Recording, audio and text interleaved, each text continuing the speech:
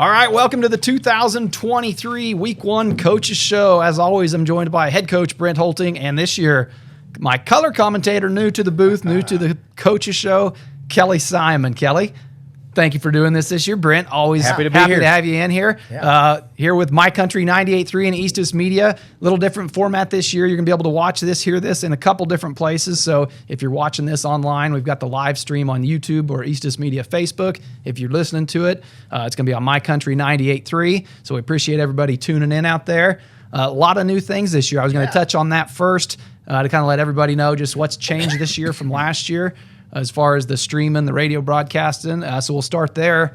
Like I said, Austin finished up his time with us last year, so I'm now the new voice of the Greenbacks. If you want to bestow that title on me, I'm happy to have it. And in my role of last year is Kelly Simon, longtime buddy of mine, did a game with us 2 years ago. We did the Larned game here at Pratt. Austin was gone for a weekend, and Kelly stepped in, and the two of us did that game. So we do have some experience doing this. That is fair to say. As far as for the viewers out there, we were on 1290 AM last year. This year, we were moved over to the FM station, so My Country 98.3. The best way to watch that or listen to that is going to be, honestly, to download the app. If you're iPhone or Android, there's a My Country 98.3 app in both stores, and it's free, no login required. You can listen to that anywhere in the country. So wherever you're at, you can tune in on game nights or to catch these coaches shows. We'll be on there. As far as that goes, I think that's about it. The streaming side of things, football's not going to change much as far as home games. Home games will be just like we saw them last year. Away games, if the away school doesn't have a broad live stream, and they give me permission to do it, then we're gonna stream it on either Eastus Media YouTube page. So like this week at Larned, they've got their own live stream, so we won't be streaming that game, but it will be, like I said, on the radio. So catch us on the radio. Playing around with some ideas, maybe doing an in the booth stream, but not the actual game. So as far as the media side of things, that's really all that's changed. A lot of change, but get everybody filled in there. Now we can dive into football, what everybody's tuned in to listen to here. So to walk us through a little bit of the summer, Brent, kind of how there's always that transition each year from, a class graduating and losing starters and seniors and whatnot to the new kids having to step up. And then a lot of that is seen and developed over those summer months. How'd this summer look? I thought we had a great summer. Like you said, I think that's one of the fun things. It's always sad to lose that group of seniors. You put a ton of time in that. For me, that was my first group of freshmen that came in here, so pretty special to me. But it's always fun every summer to see new leaders emerge and who's going to be our guys this year, and then to see those kids grow up. Some of those kids come out of nowhere, and you're like, man, that kid's a player now. And it happens every year. There's always those kids that surprise you, and you're like, wow, that kid really made a leap from last year to this year. Absolutely, and then just in temperament, aggression, confidence. I think you see that when they get a year in the weight room under their belt. Sometime those freshmen are going to be sophomores, and we've got a big group of sophomores that are going to play significant roles for us this year. I thought it went well. We started out. We had our camp. We went to Pitt State team camp. I thought that went really well. That was a lot of fun. We got a kind of getaway. Bus drops us off. Spend 3 days there together as a team. Tons of practice time. Just kind of bonding. Spending some time, and then. We came back and we did a couple 7-on-7 things, and then we ended the summer with our Jamboree. We always host a few teams here in the middle of July. This team I thought's been a lot of fun this summer because this is a really tight-knit group. From freshman to senior, there's really no. Sometimes you have those. Oh, this guy's not included, or no. I'm older. I'm not going to hang out with these guys. And really, our group 9 through 12. They treat each other great. They hang out with each other. I think this is a really close-knit team, and that's been a lot of fun to be a part of. Well, that's good. That's where you get that culture that you hear so often mentioned in football, and when you've got it 9 through 12, that makes a big difference. Stepping back a little bit to some of the camps this summer, that Pitt State camp, that was new this year. You guys have always traditionally gone to the Fort Hays State camp this year. Elected to go to the Pitt State camp. How did that differ from what you'd seen in years past as far as the Hays camp? I know you'd mentioned that Pratt was by far one of the smaller schools there, which can be a good thing, or it can also get your kids beat up and, kind of like, oh boy, we're not ready for this. How did we fare at that Pitt State camp? It was a challenge. We didn't go to Fort Hays, called us. We were planning on going to Fort Hays, and they just didn't have the numbers. And traditionally there we had Hays, and then we were the second biggest school.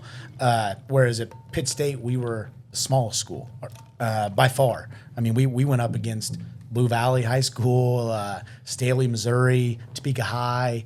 We went up against some really big schools, Tuttle, Oklahoma, so Bartlesville, Oklahoma. So it was good. I thought it was a good litmus test early in the summer for our kids to say, hey, these big schools, if we can play with them, then we can play with anybody. But we realized we got to play with more force. We got to play faster.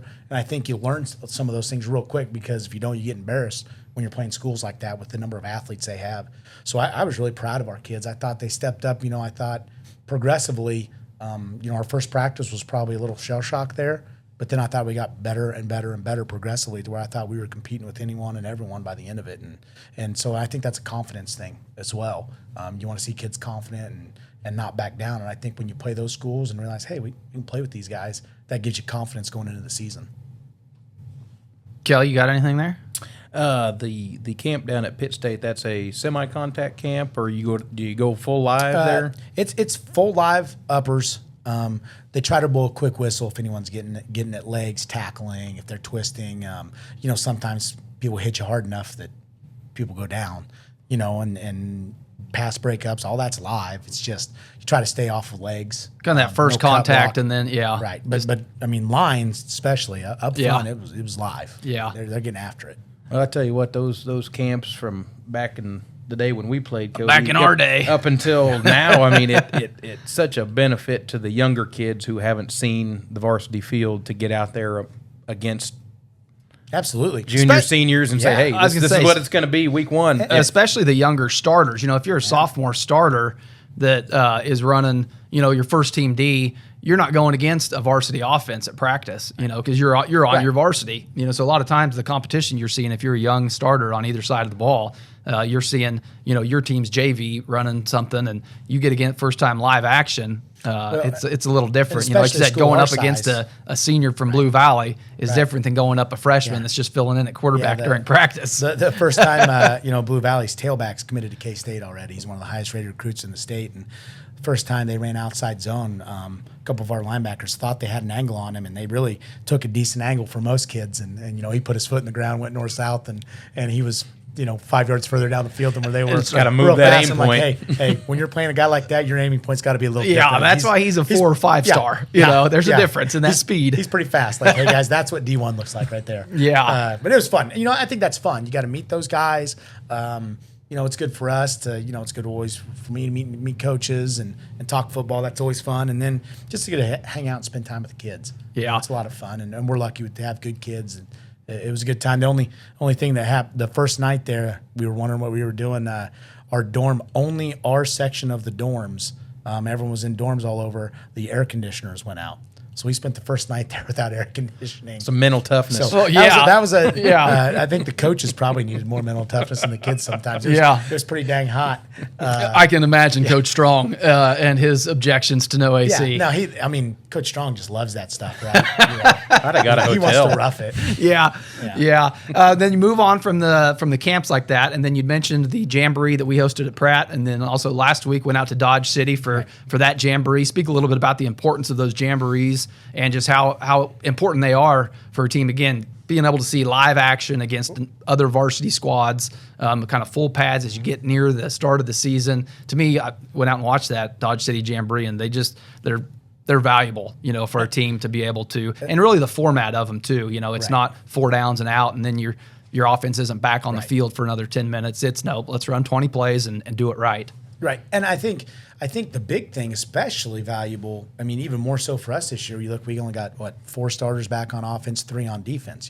We're filling a lot of holes, right? We were a pretty senior heavy team last year, and so I think it's especially valuable just to get reps and against live competition, like you said, live competition where heck, our JV sometimes it's hard. In one way they're not as big as varsity players, but in another way, they know our offense so well. They know all our checks, all our calls at the line. They know, and they're knifing in there, and they do a good job. And I thought, I will say this: I think our young kids this year have given us a better look than we've had in several years. They're doing a great job, but it's still seeing that live action, seeing how people are going to react that haven't seen our offense, seeing that aren't used to it every day.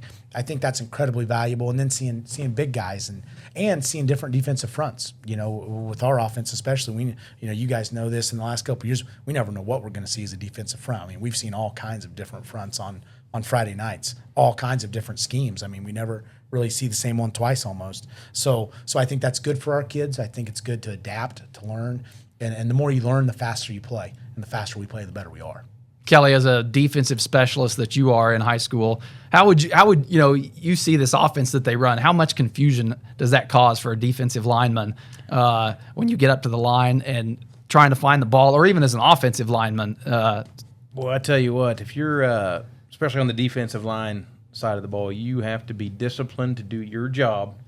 Meaning, don't give away any trade secrets. Don't be looking all over the place. Hey, this is my gap, and do my job. Yeah, because even from the stands, you get confused with the spinning and moving, and pretty soon that creates the crease we need to get up the field. And you better be disciplined to do your duty as a D lineman linebacker. Read your hole. That'd be the best. Yeah, like I said, it's confusing to watch. I can't imagine game planning for it. And into the third year of this offense now, right? Yeah, third year of this offense. You're in your fifth year here at Pratt. What's the last 2 years have been the burn the boats theme? Has the theme changed this year? We've got a new motto this year. I think is that something that's spoken of, or is that a kind of within the team that I haven't seen any shirts or logos yet, but I haven't seen the kids. They're there. They're wearing them. So what's the new motto for this year going into the season? I think burn the boats it just kind of caught on to my. I think that's always going to be kind of our program theme, like no excuses, no reasons for failure. We're here. I think that's always going to be there. But I'm an old history guy, so tell us the story behind this. Bay is it, and it was what Leonidas said to Xerxes and the Persian army in the battle before the Battle of 300. Everyone you start talking Sparta, and Kelly's gonna fall in love with you. Yeah. Easy. That's easy. That's what it is. That's what we're at there. And they told him to lay down their arms. And there were several awesome quotes from that. But Leonidas said, "Molon Bay, like come and get them."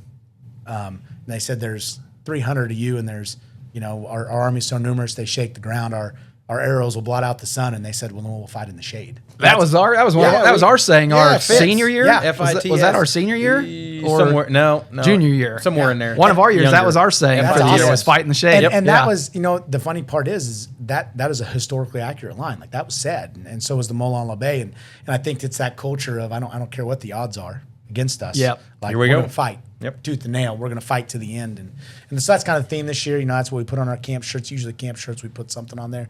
And that was our theme this year of, like, here we are, we lost everybody. We know we lost a ton to graduation. We're the two-time defending league champs. That's what I was going to say. Everybody's coming back-to-back league champs. Come and get us. Right. And it's kind of, all right, here we are. Yeah, that's we're not great. Backing down from anybody. Yeah, that's a great attitude to have going in and, said, put it out there and come and get it.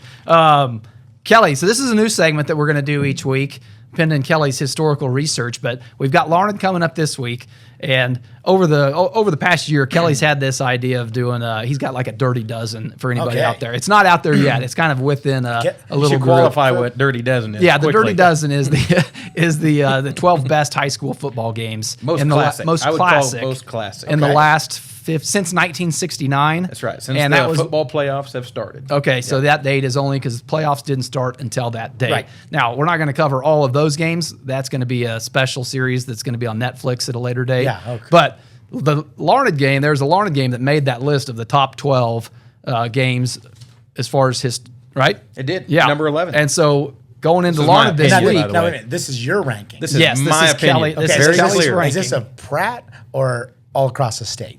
Pratt, best 12 games in the last 52 Greenback, years. yeah, Greenback football game. Ranked. So we thought each week I got them ranked. All the way depending down on to who number we're one. playing. So next week, we'll get a Heston matchup, the most historical matchup between Pratt and Heston. Okay. This week we've got Larned on deck, and Kelly's got the report and the build up and the conclusion. Yeah, so I'm going to he send it does. over I'm to excited Kelly to so hear everybody this. can hear about And again, this is Kelly's opinion. Yeah. But this, in his research. If anyone doesn't know, Kelly is like the Pratt, him and Steve Landry. Kelly the Greek is what we call him. Like, I'm a numbers Pratt guy. Football historian. You know, it's it kind of goes in with my profession. You know, I got to get all these statistics and put them together and stuff. But so this week for this week's history report, I guess we're gonna have to come up with a segment name for this. You know, something like that. Come up with something. We'll come up with something. Yeah. But this week, Pratt versus Larned most historical matchup is 1971.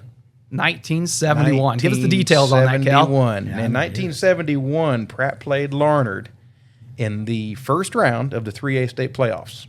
Now, keep in mind, in 1971, there was only 5 11-man classifications. So Pratt was a 3A team then, okay? And there was 1 8-man division. Okay, they had 8 teams make the playoffs back then. Right. And not very many out of that classification had to have a bunch of teams in it. And I assume they picked them based on record. That's the only way I think they could have picked them. Back then. They did the first couple years, and I don't know when it changed. My dad graduated a couple years after that, and by then it changed. Because I know he always talks about, his senior year they lost in double overtime to Burlingame. Burlingame walked through and won the state title in districts, and they didn't make the playoffs. Yeah.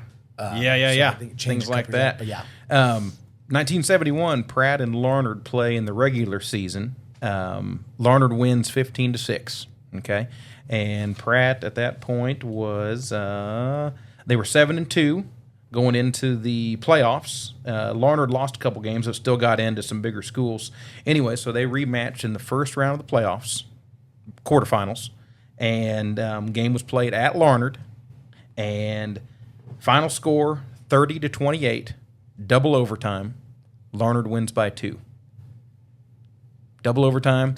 And then Larned gets beat the next week by Caped and Mount Carmel, who then loses to the state champion Shawnee St. Joseph's. But the Pratt Larned game, they lost the regular season to them by 15-6, 9. And then up at Larned there, a couple guys from town. I talked to C.L. Miggs. He was on this team. I knew he'd been on there. I think my Uncle Kelly was the quarterback on that team, but I think he may have gotten hurt early in the season and broke his ankle maybe, and so they were on their second-string quarterback for the later part of that season, which I think made a big difference. Sounds like the game went, into double OT, and then Larned scored at the end and got the 2-point. And what's interesting here is they must have had problems kicking the ball because, if they went for 2 to win it, but they won by 2 points. So that tells me they probably so tie ball game after the touchdown. I don't know what the overtime rules were then, but I know, for instance, after the second overtime, you have to go for 2. So that could have been it too. Maybe a double overtime, or you've got to go for 2. High school game, they might have a kicker that's 50% on the night already, and he's like, you know what, we got a good chance to go for 2 as we do kicking this thing. And in your research there, how many times is that the only time Pratt and Larned have met in the playoffs? Only playoff meeting between Pratt and Larned was 1971. And we've played 81 times. matches against Larned and only met once in the playoffs. First one was in 1941, shortly before Pearl Harbor was bombed. That's how long ago we played Larned. It's crazy. The history there is crazy. This is an interesting statistic here. And again, my figures are subject to a variance of 1 or 2.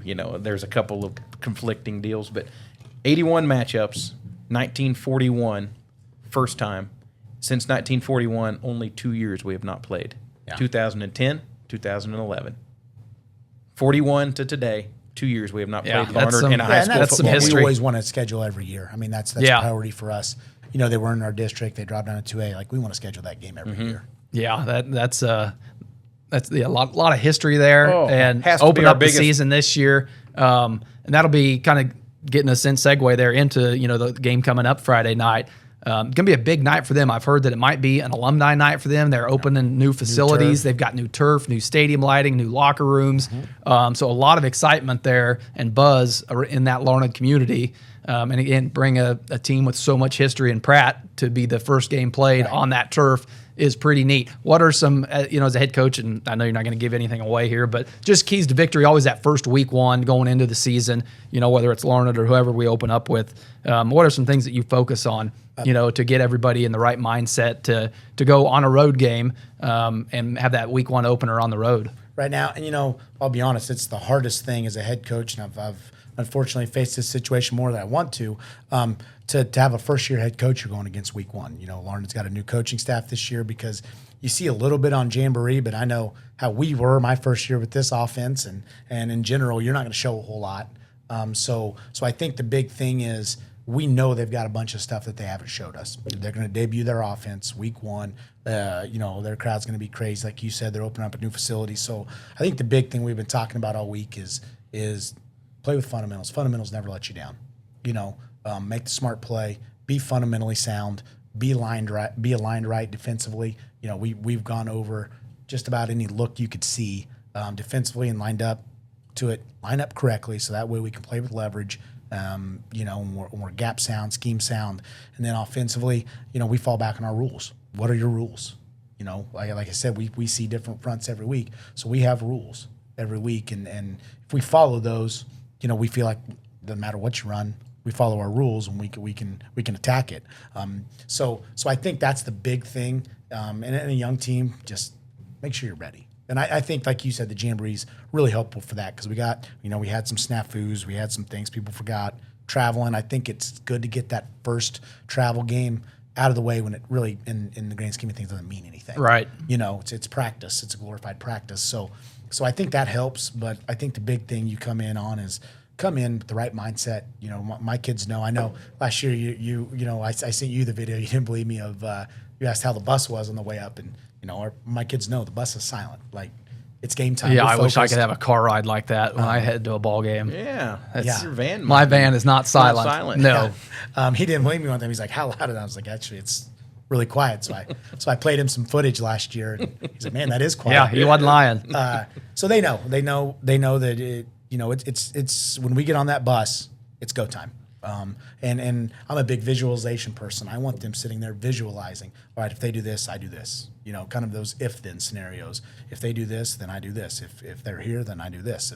So we go over all those, and I think when you prepare those ahead of time in your mind, then you can just react in a game. And once again, we're all about the faster you can play, the better, the more successful we're going to be.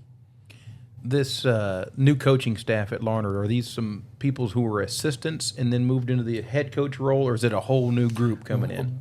It looked Both. like Coach Keith had been there Coach for Keith a couple had been years. there. He'd been under Remy for 2 years, Right. I think, but he's been there 5. He had been there. Everyone else is new. Okay, so He pretty was the darn only new. one. I hadn't thought about that aspect of a new coach. You don't have those years of tape to know their tendencies. Right. You know, Right. That's And how they call some. Yeah, You know, I had never has thought their- about that aspect of, you know, you always get new kids rotating through the system, but a new coach really throws a wrinkle into it too of how to coach against. Right, and that's hard. You know, I know one of the big things I do every off season is I go back and self-scout myself and watch myself as if, okay, I'm a D coordinator. What am I doing? Because I think it's important to get a handle on every coach. I don't care who you are. We all have. We're creatures of comfort. You know, we have tendencies. And so, you know, hey, what can I do to break those up some? If someone's scouting me the right way, they're going to see this. What can we do to go against the grain there? What can we do to ruin that tendency? What can we do to shake it up to where they're less sure of themselves? So I think you do that as an experienced head coach, but as a new head coach, then you're coming in and you got a clean slate. You got a clean slate. You got a clean slate until maybe later in the season when people figure those out. But game one, you know, it's one of those adjustments on the fly. Like, hey, they're doing this. You know, I think the one thing you get from Jamboree is, okay, who are their athletes? Yeah. You know, we got to make sure we know where they're at. Yeah, you can't hide that. Those are going to show up on a field. Right, they're going to show up no matter what. So, you know, and they've got a couple really good athletes. So know where they're at. Hey, contain those, shrink the field for them. You know, and then, like I said, just play fundamentally sound because we don't know what they're going to do. Yeah. And then go from there.